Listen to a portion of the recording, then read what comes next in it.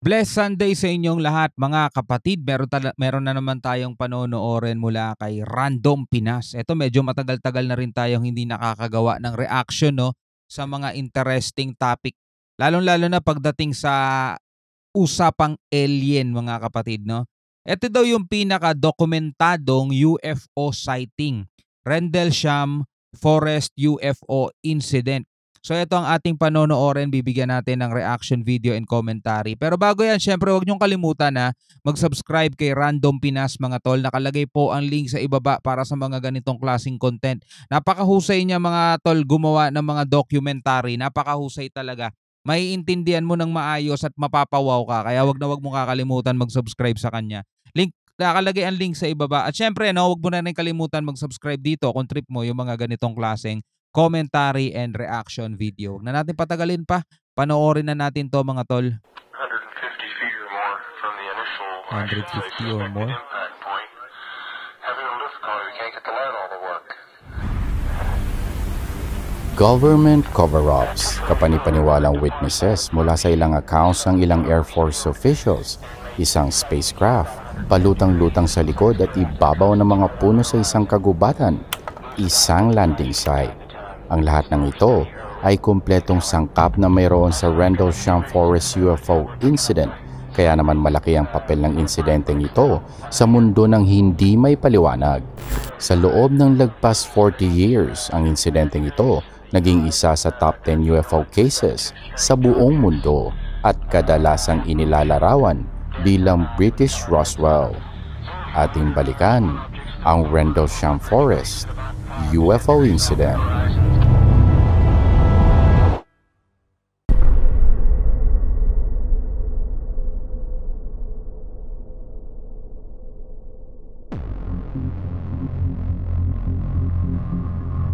Noong 1980, sa loob ng lagpas 30 years, ang Cold War sa pagitan ng US at Soviet Union mas lalong tumitindi. Sa panahong ito, agresibo ang pagtaas ng funding at pag-deploy ng armed forces ng Amerika. Tinanggap naman ng mga British ang planong ito ng US. Pinayagan ng dating Prime Minister na si Margaret Thatcher na maglagay ng military resources ang US sa mainland Britain bilang paghahanda sa kung anumang pag-atake sa English Channel. Ang tatlong squadron ng 81st Tactical Fighter dineploy sa iba't ibang European air bases. Ang dalawa dito nakatago sa East Anglian countryside. Ito na ang naging bagong tahanan ng 78 at 79 Tactical Fighter Squadron. Ang ilan sa kanila ay nasa RAF Bentwaters at ang natira ay nasa RAF Woodbridge. At sa pagitan ng dalawang American bases na ito ay ang 15 square kilometers na Rendlesham Forest.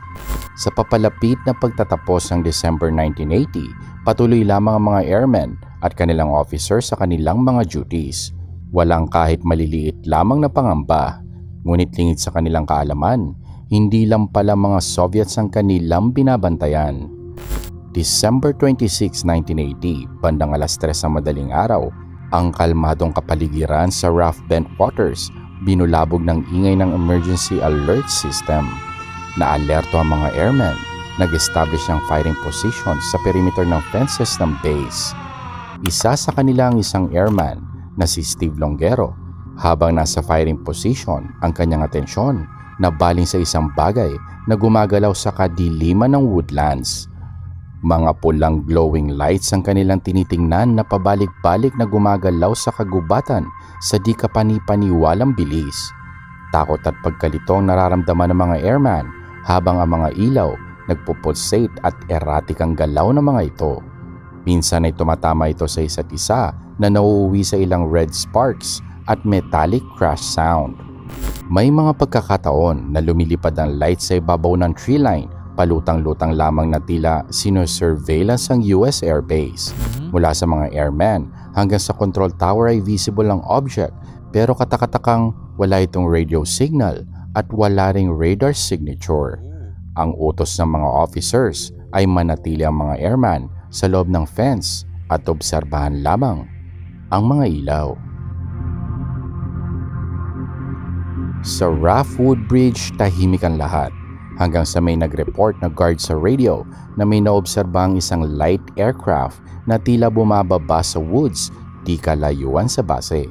Si Lieutenant Colonel Charles Holt, ang officer on duty, agad naman niyang inutusan ng kanyang base patrol na pumunta sa kakahuyan para makumpirma ang validity ng report. Ang grupo ng patrol binubuo ng 3 tao, si Staff Sergeant Jim Peniston kasama sina Airman First Class John Burrows at Edward Cabansag. Habang papasok ang mga airman sa kagubatan, tila nagbabago ang simoy ng hangin. Mula sa malamig ay tila umiinit ito habang lumalayo sila sa base. Nakakarinig sila ng mga low humming noise na tila dahan-dahang tumataas ang intensity. Nakarinig din sila ng tila mga sigaw at iyak di kalayuan sa kanilang posisyon. Tila nanggagaling ito sa mga hayop sa kalapit na farm. Nagwawala ang mga hayop nang dahil sa kung sino man o anuman. Dito naisip ni Peniston na maghiwa-hiwalay sila. Si Cabansag pinapunta sa direksyon ng Rough Bent Water, si Peniston at Burrows papasok sa kakahuyan. Hindi pa sila gaanong nakakalayo nang nakakita sila ng kakaiba at tila metallic na object. Palutang-lutang ito, nakaangat ng kaunti mula sa ground. Specialist sa aircraft identification si Peniston, at ang aircraft para sa kanya ay hindi Soviet at hindi rin American aircraft. Triangular ang shape ng aircraft, ang surface may kombinasyon ng malalaking red lights at maliliit na blue lights, at tila may iniimit ding itong ilaw sa ground. Nang nilapitan ito ng mga airman, tahimik lang ang craft at hindi ito gumagalaw. Walang propulsion, walang exhaust system, wala rin kahit anong klase ng steering mechanism. Wala rin itong bolts, walang rivets, ang craft walang duktong, ang surface tila isang buong structure lamang. Ayon kay Peniston, tila may kakaibang symbols ang nakaukit sa craft. Di kalaunan, sinabi niyang parang mga ancient Egyptian hieroglyphs sa mga ito. Hinawakan ni Peniston ang surface ng craft, makinis ito at medyo mainit. May humming sensation daw ito sa dulo ng kanyang mga daliri. Ang mga airman nakaramdam bigla ng maliit na kuryenteng dumaloy sa kanilang katawan. Nag-ilaw ang mga hieroglyphs. Nakakabulang liwanag ang inilabas ng aircraft. Sa pagkakataong ito, tila may nakikita siyang linya ng mga ones and zeros sa edge ng kanyang field of vision. Nanatili sa kanilang mga posisyon ng dalawa. Inoobserbahan ng aircraft na nag-hover sa loob ng 45 minutes habang nagsusulat ng notes at sketches ng craft. Pagkatapos ay bigla na lamang lumipad ang craft horizontally ng napakabilis, papasok sa kagubatan. Agad silang bumalik sa base. Sinabi ni Cabansag na nakakita rin siya ng red light, lumilipad papalayo sa kanya. Ni-report ng 3 ang pangyayari kay Lieutenant Colonel Holt. Agad naman itong ginawa ni Holt ng report at ipinasa sa kanyang mga superiors at sa mga polis. Bumalik ang ilang airman sa lugar na pinuntahan ni Peniston at Burrows. Doon nakita nila ang ilang indentation sa ground at ilang burn marks. Sa ilang araw na walang official response sa memorandum ni Holt, December 28, 1980, naisipan niyang pumunta mismo sa site kasama ang ilang airman para mag-imbestiga. Tanging mga flashlight at Geiger counter lamang ang kanilang daladala. Nang makarating sila sa site, naisipang idokumento ni Holt ang kanyang nakikita gamit ang isang portable tape recorder. Nakakita siya ng ilang circular indentation sa ground na bumubuo ng isang mas malaking triangular pattern. May makikita ring burn marks sa ilang kalapit na puno sa area. Nang nilapitan nila ang mga markang ito, dumoble ang taas ng readings ng Geiger counter, mas mataas na radiation sa accepted background levels. Habang nire-record ni Holt ang kanyang finding, isa sa kanyang mga tauhan sumigaw ng warning. Isang unidentified red object ang papalapit sa kanila, pababa mula sa eastern sky. Sa description ni Holt, tila parang mata ito na inoobserbahan sila ng kanyang mga tauhan. Nang papalayo na ito, sinubukan ng ilan sa kanyang mga tauhan na sundan ito. Sumabog daw ito at nahati sa 3 star-like objects. Nagsimula itong lumipad sa di kapanipaniwalang bilis. Naglabas ang karagdagang pagsabog, tila strobe lights ang nakita nilang mga ilaw. Sa mga oras na ito, nagdesisyon silang bumalik sa base.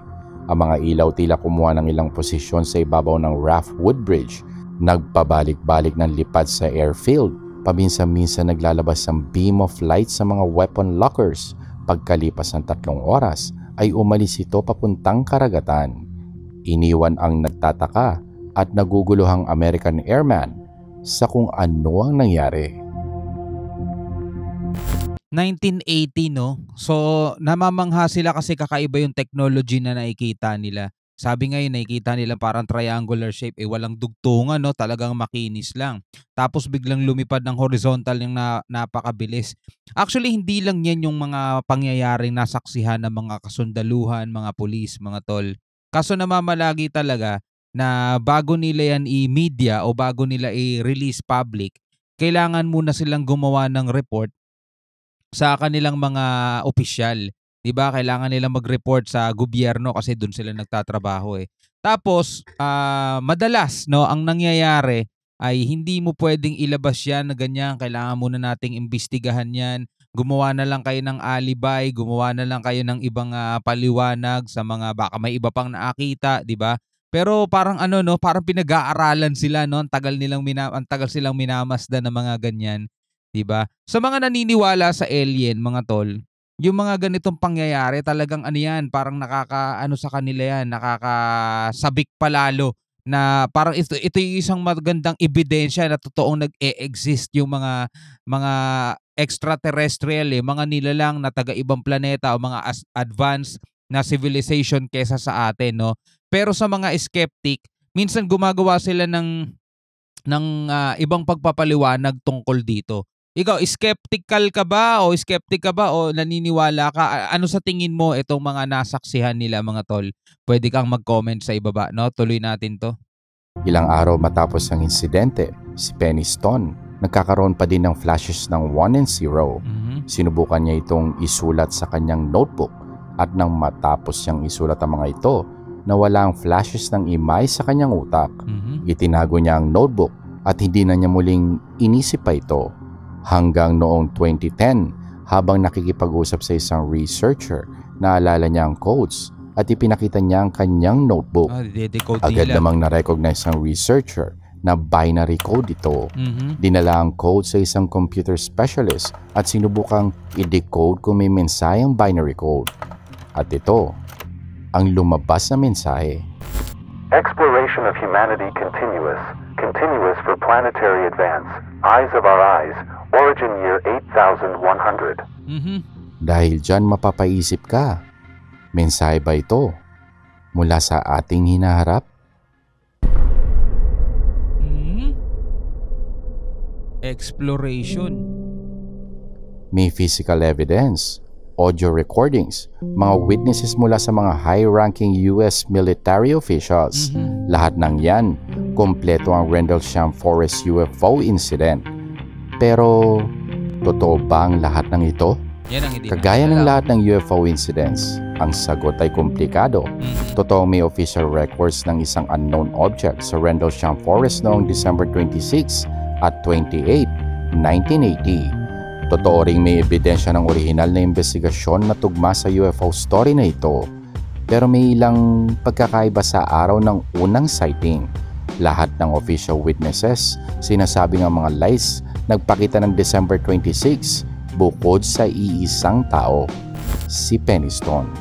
Walang date sa kanyang isinulat at si Holt naman sa kanyang unang tala ay December 27 ang unang sighting. Sa totoo lang, hindi agad gumawa ng statement si Holt sa military. Gumawa lamang siya ng memo noong January 13, 1981 pagkatapos siyang kunin ng mga statements ng grupo ni Penny Stone.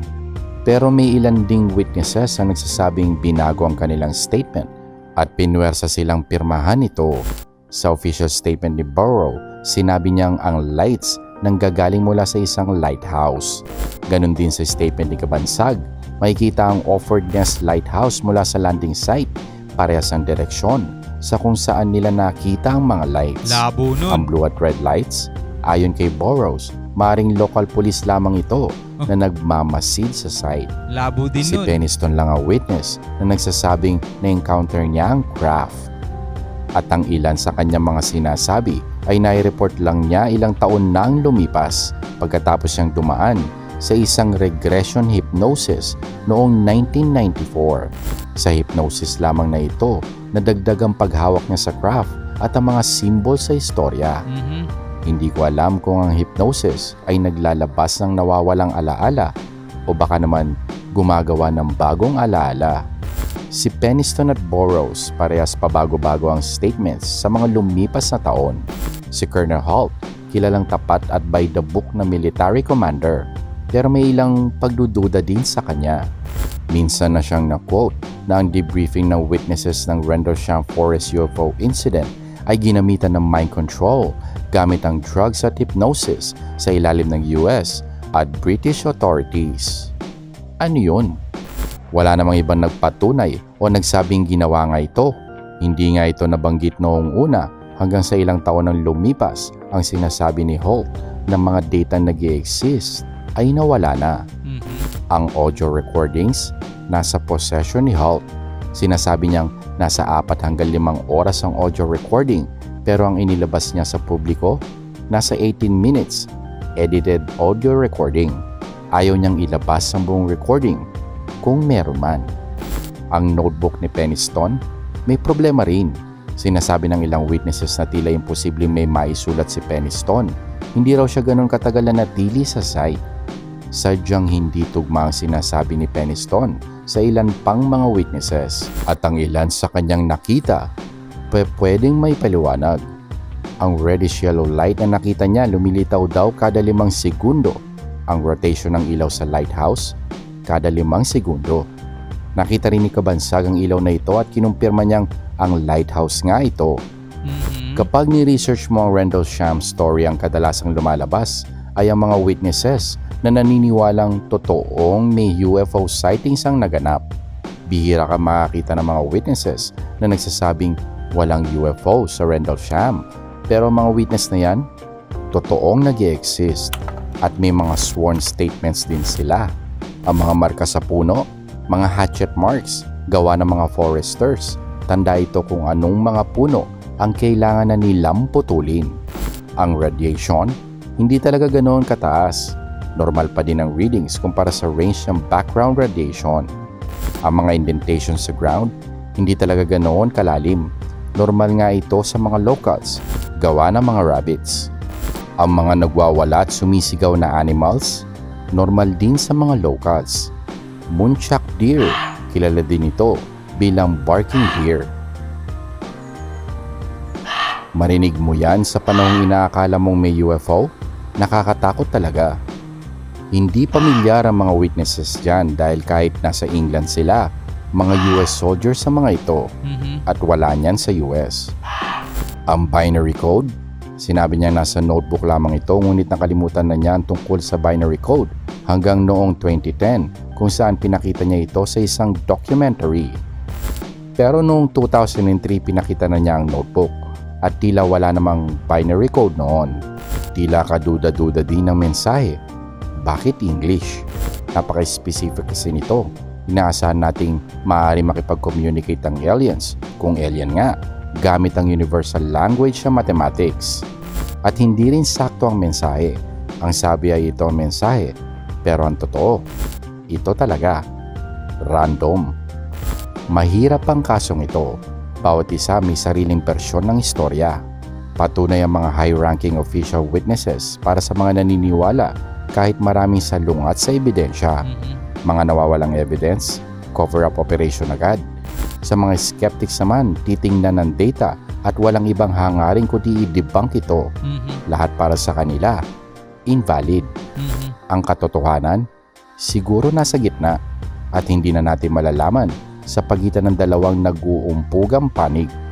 Sa kabila niyan, gusto kong isipin ang mensahe ng code. Marami mang question dito, pero paano kung totoo? Ang mensahe kasi, seryoso. Kung totoo ang pangyayari, tila interesado sila sa capabilities natin sa nuclear at sa kung anong ginagawa natin sa mga ito. At sa puntong yan, tila mas gusto ko pang UFO nga ito na nanggaling sa space. Ibig sabihin, ang babala ay isang bagay o sakuna na pwedeng mangyari. Pero kung ang mensahe galing sa ating hinaharap, ibig sabihin, nangyari na ito. At sa mga nangyayari ngayon sa buong mundo, ang gulo ng Israel at Palestine, Russia-Ukraine, at sa iba pang parte ng mundo, kung anumang sakuna ito, tila hindi na natin ito mapipigilan. Tama. Huwag kalimutan mag-like at mag-subscribe. Napakalupit talaga mag-document, no, si Random Pinas, mga tol, no. Tulad nga sinabi niya, yung mga skeptic, ang tanging gagawin niyan i-invalid lahat at i-debunk lahat. Doon naman sa mga military official na nagsasabi, pinaninindigan nila yung mga nakita nila. Kaso minsan nagkakasalungat-salungat sa mga mensahe at mga ebidensya, doon tayo nagkakaroon ng problema, di ba? Pero again, hindi pa rin natin talaga matitiyak, no? Hindi natin masasabi, mga tol, kung ano ang katotohanan doon sa kanilang nasaksihan.